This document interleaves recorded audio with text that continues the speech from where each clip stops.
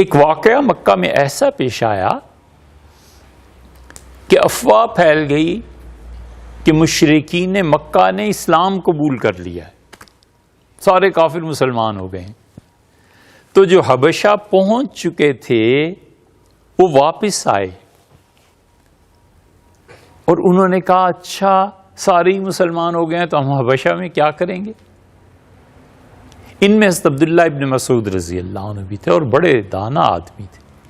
انہوں نے کہا میں مکہ مکرمہ میں سیدھا چلا جاؤں اور یہ خبر غلط ہو تو پھر ہوگا کیا؟ غلط اور غلط اس کو بھی سوچنا، ٹھیک ہے؟ تو انہوں نے کہا اگر یہ جھوٹ نکلا تو پھر کیا ہوگا؟ تو ابن مسعود رضی اللہ عنہ مکہ سے باہر رک گئے اور جو لوگ آ جا رہے تھے شہر میں ان میں کسی اجنبی سے پوچھا تو اس نے اصل واقعہ سنایا۔ اس نے کہا ایسے کچھ نہیں ہوا، بتوں کو سجدہ حضور صلی اللہ علیہ وسلم نے اور صحابہ رضی اللہ عنہ نے کیا ہے، سارے کافر ہو گئے ہیں، ہم نے نہیں کیا۔ یہ واقعہ بھی بڑا دلچسپ ہے لیکن ہے بہت تفصیلات کا طالب، جب آپ بڑے ہوں گے تو سیرت میں پڑھیے گا۔ ہمیں ہمیشہ خیال رہتا ہے کہ اس واقعے کو کہیں ہم ریکارڈ کروائیں، اور ہے یہ تاریخ میں کہ سارے صحابہ اور رسول اللہ صلی اللہ علیہ وسلم بتوں کو سجدہ کر دیا۔ استغفر اللہ۔ تو ابن مسعود رضی اللہ عنہ وہاں سے واپس حبشہ چلے گئے۔ تو اس اعتبار سے ابن مسعود رضی اللہ عنہ اور دیگر جو لوگ آئے تھے انہوں نے ایک ہجرت کی، پھر پلٹے، پھر دوسری ہجرت، اور پھر انہوں نے وہاں حبشہ سے ہجرت کی مدینہ منورہ۔ تو ان میں سے تو بعض کی 2 اور بعض کی 3 ہجرتیں ہو گئی نا۔ اور کچھ تھے جو اس افواہ پہ بھی آئے نہیں، بس ایک مرتبہ حبشہ گئے اور حبشہ میں انہوں نے اپنا گھر ور بنا لیا اور اس کے بعد مدینہ منورہ چلے گئے۔ مثلا حضرت جعفر رضی اللہ عنہ تھے، حضرت عثمان رضی اللہ عنہ تھے امیر المومنین، حضرت ابو ذر غفاری رضی اللہ عنہ، ان کو تو دیکھنا پڑے گا۔ بہرحال غالباً تھے وہ۔ ان سب لوگوں نے سیدھے سادے ہجرت کی حبشہ میں، اور حبشہ سے پھر مدینہ منورہ چلے گئے۔ جب مدینہ منورہ پہنچے ہیں یہ تو بحث شروع ہوئی کہ اچھا کون ہے۔ سیدنا عمر رضی اللہ عنہ کہتے تھے ہم لوگ اچھے ہیں، حضور صلی اللہ علیہ وسلم کے ساتھ رہے۔ جب انہوں نے حبشہ ہجرت تو نہیں کی لیکن مدینہ منورہ کی اور وہاں منتقل ہوئے تو ہم ان کے آگے پیچھے ہم لوگ بھی چلے گئے تھے۔ اور جو حبشہ والے تھے نا وہ کہتے تھے ہم اچھے ہیں، ہم افضل ہیں، ہم نے 2 ہجرتیں کی، ایک یہاں سے اور ایک وہاں سے۔ اور قصہ یہ ہوا کہ سیدنا عمر رضی اللہ عنہ اپنی بیٹی، ان کی صاحبزادی کا کیا نام تھا؟ ان کی صاحبزادی جو رسول اللہ صلی اللہ علیہ وسلم کے گھر میں تھی ان کا نام تھا حفصہ۔ حفصہ عربی زبان میں کہتے ہیں الگ کر دینے کو، واضح کر دینے کو، صاف کر دینے کو۔ ان کا نام تھا کیا؟ حفصہ۔ تو ام المومنین حضرت حفصہ رضی اللہ عنہا صاحبزادی تھیں امیر المومنین سیدنا عمر رضی اللہ عنہ کی۔ سیدنا عمر رضی اللہ عنہ ایک دن اپنی بیٹی سے ملنے کے لیے تشریف لے گئے تو ان کے پاس پہلے سے ایک خاتون بیٹھی ہوئی تھی۔ تو حضرت عمر رضی اللہ عنہ نے پوچھا بیٹی سے کہ یہ کون ہے؟ تو انہوں نے کہا اسماء۔ تو سیدنا عمر رضی اللہ عنہ نے کہا اچھا یہ ہیں الحبشیۃ ہذہ البحریہ، یہ ان کے الفاظ آئے ہیں الحبشیۃ ہذہ، یہ عورت وہی ہے جو حبشہ ہجرت کر کے چلی گئی تھی، البحیریہ، اور جنہوں نے سمندر کا سفر کیا تھا یہ وہ ہیں یا کوئی اور ہے؟ تو بیٹی نے بتایا کہ حضرت اسماء رضی اللہ عنہ ہے۔ اسما بنت امیس یہ وہی تھیں جنہوں نے حبشہ کی بھی ہجرت کی تھی اور پھر وہاں سے مدینہ منورہ آئی تھی.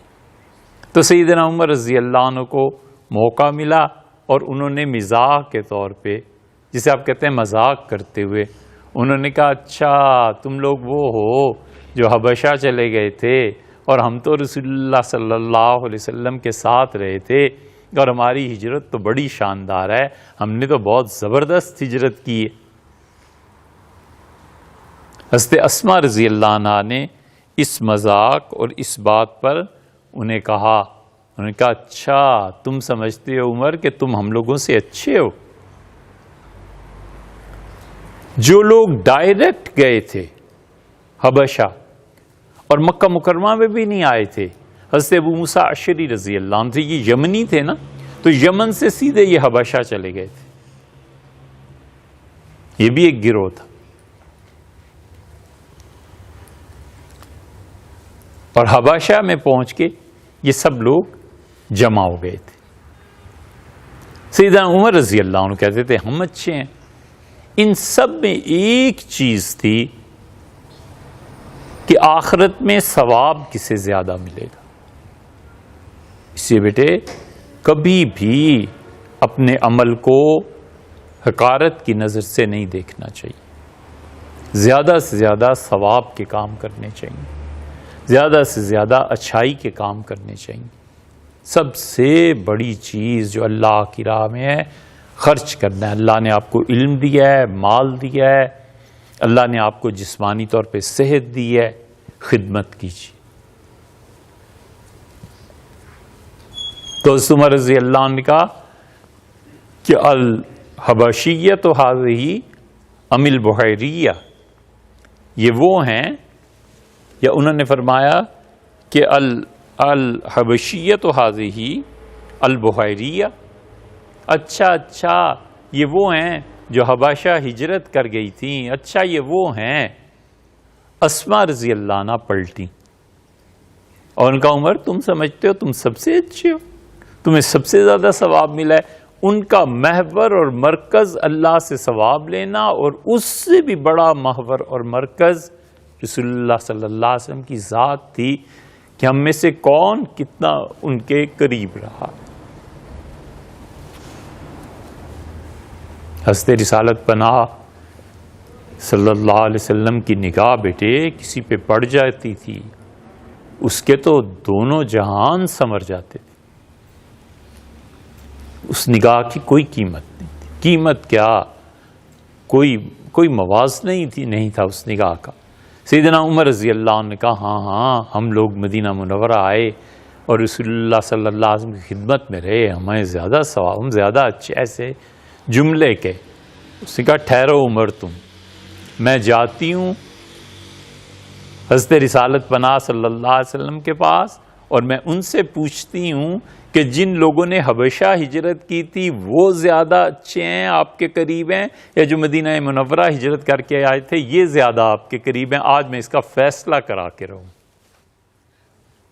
خواتین میں ہوتی ہے نا ایسی چیز. تو وہ اٹھیں اور چل پڑی. سیدنا عمر رضی اللہ عنہ بھی چلے گئے. تو حضور صلی اللہ علیہ وسلم سے انہوں نے کہا اللہ کے رسول یہ دیکھیں عمر یہ دعویٰ کرتا ہے کہ یہ لوگ آپ کے زیادہ قریب ہیں، اور میں نے اسے کہا ہے کہ عمر تمہارا کیا تھا، تمہارے بھوکے کو کھانا مل جاتا تھا مدینہ منورہ میں، اور تمہارے مشکل کو آسان مسئلہ پوچھنا ہوتا تھا تو حضرت موجود تھے، ان سے تم مسئلے پوچھ لیتے تھے. بات ہماری کرو جنہیں حبشہ پہنچ کے کھانے کے لالے پڑ گئے تھے، اور بات ہماری کرو کہ ہم ایک مسئلہ پوچھنا ہوتا تھا ترستے تھے کہ اللہ کی خوشی کس میں ہے، کس سے جا کے مسئلہ پوچھیں. تمہارا کیا ہے؟ میں نے اللہ کے رسول سے کہا ہے اور آپ فیصلہ کریں. تو حضور صلی اللہ علیہ وسلم نے فیصلہ کر دیا. آپ نے کہا لہم الہجرہ، انہوں نے تو ایک ہجرت کی ہے، لکم الہجرتان، اور تم لوگوں نے تو دو ہجرتیں کی ہیں، مکہ سے حبشہ اور حبشہ سے مدینہ منورہ. تم اللہ کے زیادہ قریب ہو بنسبت ان کے. اوفو، یہ خبر مدینہ منورہ میں پھیل گئی، اور جو لوگ حبشہ گئے تھے وہ ایک دوسرے کو مبارکباد دینے لگے. انہوں نے کہا چھوڑو اب سب کو، ہم ان سے اچھے ہیں، ہم ان سے زیادہ اللہ کے قریب ہیں. حضور صلی اللہ علیہ وسلم سے زیادہ خوشی، ہم نے 2 ہجرتیں کی. پھر بیٹے وہ وقت آیا، سیدنا عمر رضی اللہ عنہ چپ ہو گئے.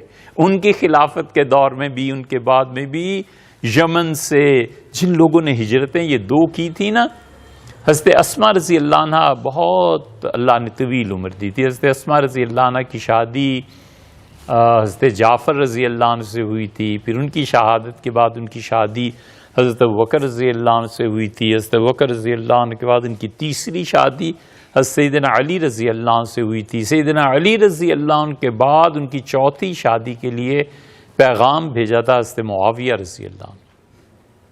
سیدنا علی رضی اللہ عنہ جانتے تھے کہ میرے بعد یہ ہوگا. تو اسماء رضی اللہ عنہ کو اپنے اس آخری شوہر سے بہت محبت تھی. تو انہوں نے کہا میں چاہتی ہوں جنت میں آپ کے ساتھ رہوں. میرے پہلے 2 شوہر بھی اچھے تھے لیکن جنت میں آپ کے ساتھ رہنا چاہتی ہوں. تو سیدنا علی رضی اللہ عنہ نے کہا اگر آپ میرے ساتھ رہنا چاہتی ہیں تو میرے بعد پھر نکاح نہ کرنا. پھر سیدنا علی رضی اللہ عنہ نے دوبارہ اپنی محبت کا اظہار فرمایا اسماء میری شہادت کے بعد تمہارے پاس پیغام بھیجیں گے معاویہ رضی اللہ عنہ نکاح کے لیے، تو نہ کر دینا، میرے ساتھ رہنا جنت.